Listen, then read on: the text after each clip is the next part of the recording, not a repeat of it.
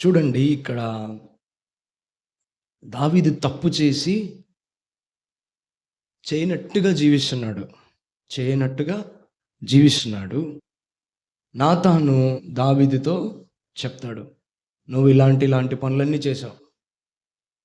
నువ్వు పలానా హిత్తీయుడగు ఊరియా భార్యను ఇలా నీ భార్యగా ఉపయోగించుకున్నావు. ఇవన్నీ దావీదు చేసిన పాపమంతా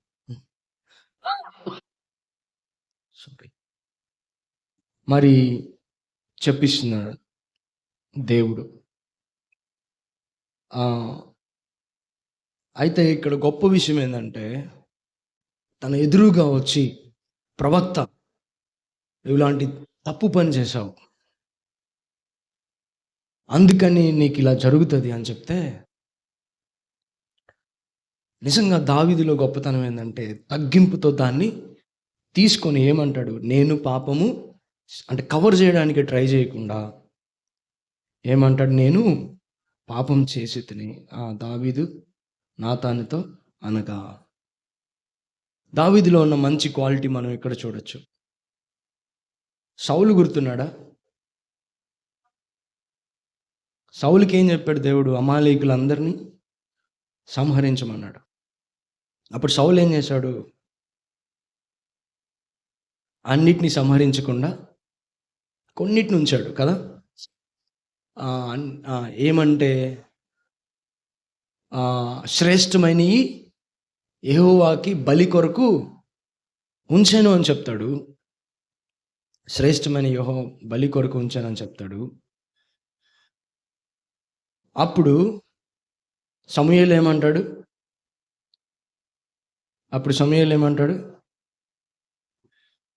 బలులు అర్పించుట కంటే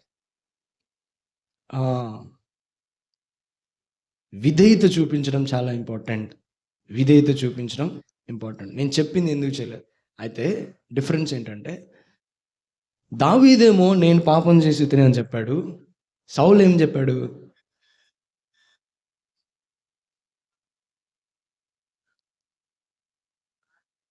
ఏంటి దేవుడు మాట ఎందుకు వినలేదంటే ఏమన్నాడు? నేను ఎందుకు వినలేదు, నేను విన్నానుగా అంటాడు కదా. నేను ఎందుకు వినలేదు, నేను విన్నానుగా, నేను దేవుడు చెప్పింది చేశానుగా అంటాడు. తర్వాత సమూయేలు మళ్ళీ స్టెప్కి వెళ్ళి, ఏంటి మరి నాకు వినిపిస్తున్నవి ఏంటి అంటే, అవా. అప్పుడేమంటాడు? దావీదులో సౌల్లో డిఫరెన్స్. అప్పుడు సౌలు ఏమంటాడు? చాలా ఇంపార్టెంట్. ఏమంటాడు? ఆదాం గారు లాగా అంటాడు. ఏమన్నాడు ఆదాం గారు? ప్రజలు ఉంచమన్నారు అంటాడు కదా. ప్రజలు ఉంచమన్నారు, బలి కోసం ఉంచమన్నారు అని ప్రజల మీద చెప్తాడు. అవునయ్యా, తప్పైంది, నేను అన్నిటినీ నాశనం చేయాల్సింది నాశనం చేయలేదు అని ఒప్పుకోకుండా ఎవరో ఒకరి మీద బ్లేమ్ చేస్తాడు. కానీ ఇక్కడ దావీదైతే తప్పు తనది కాబట్టి ఇంకా నో బ్లేమ్ గేమ్, ఇంకా హీ టుక్ ద రెస్పాన్సిబిలిటీ. అయితే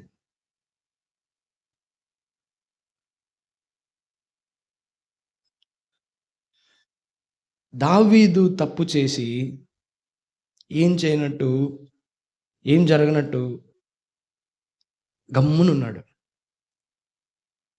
అప్పుడు దేవుడు ఏం చేశాడు? ప్రవక్తను పంపించాడు. అంటే ఏంటి? ప్రవక్తను పంపించి కరెక్ట్ చేయించాడు. ఇదిగో దావీదు, తప్పు చేశావు, తప్పు చేసి చెయ్యనట్టు గమ్మునున్నావు అని ప్రవక్త చేత చెప్పించాడు. సో ఇందులో మనం ఏం చూడొచ్చు? దేవుని ప్రేమను చూడొచ్చు. ఏం చూడొచ్చు? మీరు పొందని ఎడల దుర్బీజులే కానీ కుమారులు కాదు. ఈ వచనం మనకు అర్థమైతే దేవుడు మనల్ని శిక్షిస్తున్నందుకు మనము సంతోషపడతాం. తెలుసా? దేవుడు మనల్ని శిక్షిస్తున్నందుకు మనం ఏం చేస్తాం? సంతోషపడతాం. నేను పలానా పలానా చేశాను. దేవుడు నన్ను కరెక్ట్ చేస్తున్నాడు.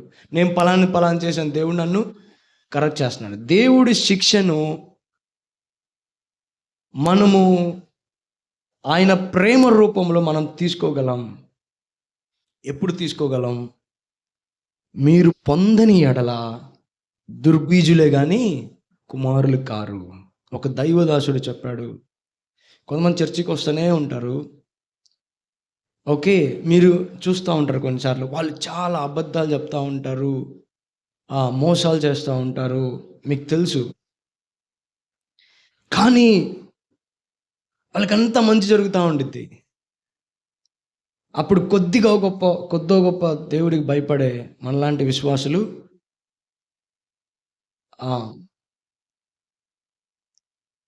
బాధపడతా ఉంటారు. అసూయ, ఏంట్రా నేనేమంతా కొంచెం కొద్దో గొప్ప నేను భయంగా బతుకుతున్నాను, వీడేమో ఎట్లా పడితే అట్లా బతుకుతున్నాడు, వీడే బాగున్నాడే అనుకుంటారు. అంటే బాగుండడానికి వస్తామా మనం? కాదు కదా. అయితే కొన్నిసార్లు అలాంటి ఆలోచన మనకి రావచ్చు. అయితే ఇక్కడ ఒకటి మాట ఉంది, మీరు పొందని ఎడల దుర్బీజులే కానీ కుమారులు కారు. అక్కడ దేవుని దాసుడు ఏం చెప్పాడంటే, నిజంగా దేవుని కార్యం జరగని వాళ్ళని దేవుడు వదిలేస్తాడంట. మీకు చాలా ట్రాజడీ చెప్పేదా, సౌలుకి దేవుడు మళ్ళా తర్వాత అవకాశం ఇవ్వలేదు తెలుసా.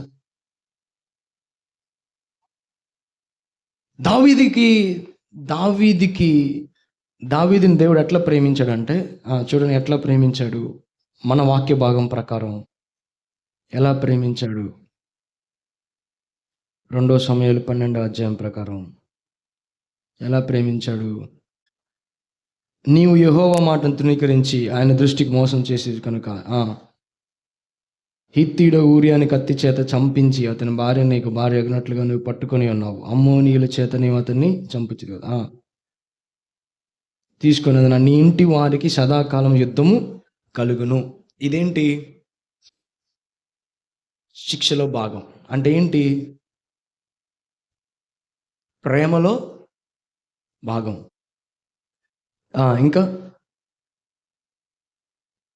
ఇంకా చెప్పండి.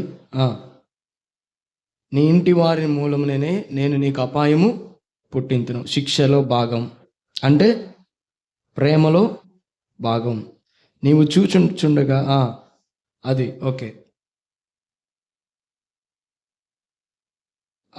అయితే దేవుడు క్షమించాడు. చూడండి, గొప్ప విషయం ఏంటంటే దేవుడు క్షమించాడు. మనం దేవుని ఎందుకు స్తుతించాలి, దేవుని ఎందుకు ఆరాధించాలంటే, దేవుడు మనల్ని క్షమించే దేవుడుగా ఉన్నాడు. అవసరమైతే ఆయన పిల్లలలాగా మనం కుమారులం కాబట్టి దేవుడు మనల్ని శిక్షిస్తాడు. అందుకని ఇక్కడ ఏమంటున్నాడంటే, హెబ్రీయులకు రాసిన పత్రిక 12వ అధ్యాయంలో ప్రభువు చేయు శిక్షను తృణీకరించవద్దు, ఆయన గద్దించినప్పుడు విసుగవద్దు, ప్రభు తాను ప్రేమించే వానిని శిక్షించి. మనం ప్రశ్నించుకోవాల్సింది ఏంటంటే, దేవుడు శిక్ష వేసినప్పుడు, దేవుడు ఏదైనా చిన్న చిన్నవి మరి మనల్ని కరెక్ట్ చేస్తున్నప్పుడు మనం దేవునికి థ్యాంక్స్ చెప్తున్నావా? మనకు కొన్ని తెలుస్తాయి, మనం ఈ పొరపాటు చేసాం, మనం పొరపాటు ఇట్లా మాట్లాడాం, పొరపాటున ఇట్లా వెళ్ళాము, పరిశుద్ధాత్మ దేవుడిని గాయపరిచాము అని మనకి తెలిసినప్పుడు, దేవుడు మనల్ని కరెక్ట్ చేస్తున్నప్పుడు దేవుడు మనకి థ్యాంక్స్ చెప్తున్నావా? ఎందుకంటే దేవుని వాక్యం చాలా క్లియర్గా చెప్తుంది. ఏమనంటే, తాను ప్రేమించిన వానిని శిక్షించి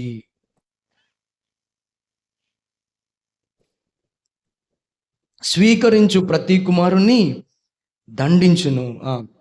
శిక్షా ఫలము పొందుటకై మీరు సాయించుచున్నారు, దేవుడు కుమారులుగా మిమ్మును చూస్తున్నాడు. అప్పుడు మనం సంతోషపడాల్సింది ఏంటంటే, దేవుడు నన్ను ఇంకా కుమారుడుగా చూస్తున్నాడు. తండ్రి శిక్షింపని కుమారుడు ఎవరు? కుమారులైనందరూ శిక్షలో పాలు పొందుచున్నారు. ఇంకా చూడండి 9వ వచనం, మరియు శరీర సంబంధులైన తండ్రులు మనకు శిక్షకులైండ్రి, వారి యందు భయభక్తులు కలిగి ఉంటుంది. అట్లయితే ఆత్మలకు తండ్రి అయిన వానికి మరి ఎక్కువగా లోబడి బ్రతకవలను కదా. వారు కొన్ని దినముల మట్టుకు తమకిష్టం వచ్చినట్టు మనల్ని శిక్షించరు కానీ మనము తన పరిశుద్ధతలో పాలు పొందవాలని మన మేలు కొరకే ఆయన శిక్షించండి. Praise the lord. దేవుని శిక్ష కొరకు మనం దేవునికి థ్యాంక్స్ చెప్తున్నామా? మీకు ఇంకా చాలామందికి అర్థం కాలేదు. ఎందుకంటే మనం ఇంకా మట్టి మీదే ఉంది మన మన మనసంతా, అంటే లోకం మీదే తిరుగుతున్నాం. దేవుడు శిక్షిస్తే చాలా మంచిది. దేవుడు ఇంకా మనతో పని చేస్తున్నాడు, మనలో ఉన్నాడు, మనల్ని ప్రేమిస్తున్నాడు, మన మీద చెయ్యి వదిలేయలేదు. చెయ్యి వదిలేసే స్టేజెస్ ఉంటాయి కొన్ని. ఏమండి,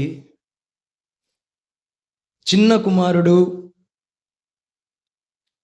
ధనవంతుడు స్టోరీలో డిఫరెన్స్ ఏంటి చెప్పండి? చిన్న కుమారుడు పాపం చేశాడు కదా, చిన్న కుమారుడు పాపం చేశాడు, ఇంటికి వచ్చాడు. కానీ ధనవంతుడు లాజరు స్టోరీలో ధనవంతుడికి ఛాన్స్ వచ్చిందా? తను తప్పు తెలుసుకున్నాడు. ఎప్పుడు తెలుసుకున్నాడు? ఇంకా ఏ అవకాశం లేని దగ్గర తెలుసుకున్నాడు. కుమారులు అయిన అందరూ ఆయన వారందరూ శిక్షలో పాల్గొంది. మీరు పొందని ఎలా దుర్బుజ్జులే కానీ మరియు ప్రస్తుత మందు సమస్త శిక్షయు దుఃఖకరముగా కనబడునే కానీ సంతోషముగా కనబడదు. అయినను దాని యందు అభ్యాసం కలిగిన వారికి అది నీతియును సమాధానకరమైన ఫలం ఇచ్చిన. Praise the Lord. ఆరాధన చేద్దాం దేవుని.